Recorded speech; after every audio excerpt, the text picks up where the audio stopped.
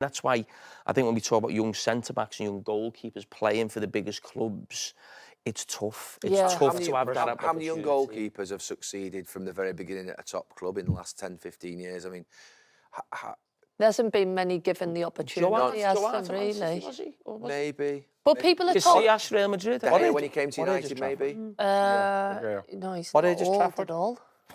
How old's Trafford now? We know how big he is. Yeah.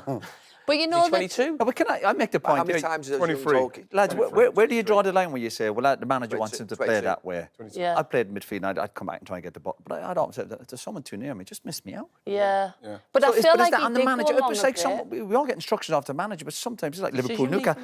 Decision making on the time of the situation of the game. We got someone's under pressure, he's having a hard. I'm just going to miss him. Is that on the manager? I've got to make my football is about decision making. He looks scared. No, I like Trafford. Do you know I'd stick with Trafford? He looks scared. Hey, and because my costume. Well, only because when you watch that the instant, goalkeeper wasn't making any saves last year. Trafford looks scared, right? He looks in that moment. He looks Trafford. In respect, at that moment, it's almost right. He looks scared simply because the manager obviously wants him to play like that, and he was thinking, I should launch this. Then everyone's closing in before he's passed it into the man. I think it's the manager. I'm with Roy a little bit.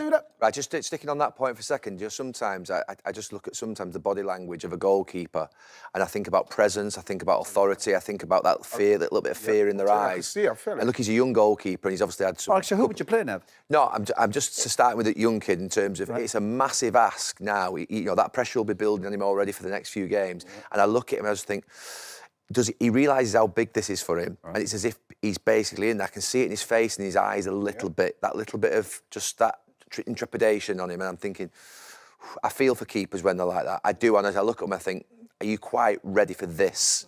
We know you're ready for the Premier League. We know you're going to be a fantastic goalkeeper. You know you might be Manchester City #1 for 10 years, but right now, is he ready for this? You know when do you find out? But when's the perfect time for a keeper? City are under pressure now.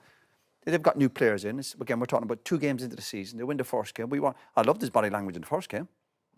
He made 1 or 2 good saves. Yeah. He had nice moments, and nice presence about him. I'd stick with the kid. Remember, he's had setbacks already before. He left Man City. He's gone away. He's been out. I know. He's had some football. That's part of your journey. Seen another couple of games. Everyone's got a journey. Yeah. Absolutely. But the other option is, who do you go back to? No, I would stick with him, but I fear that we could end up with a situation over the next few months. Well, that's what where it could get a little bit on top for him.